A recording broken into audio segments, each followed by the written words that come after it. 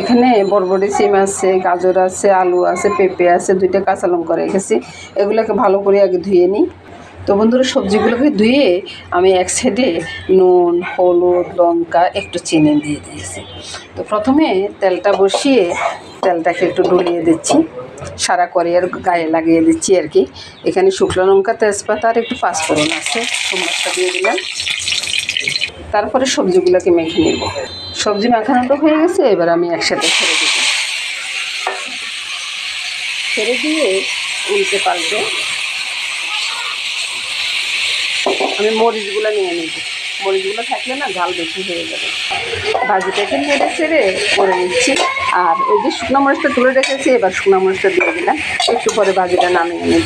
ভাজি নামানোর পরে রুটিটা করে নেব। তো এটা করার পরে বন্ধুরা, শুভ সকাল বন্ধুরা।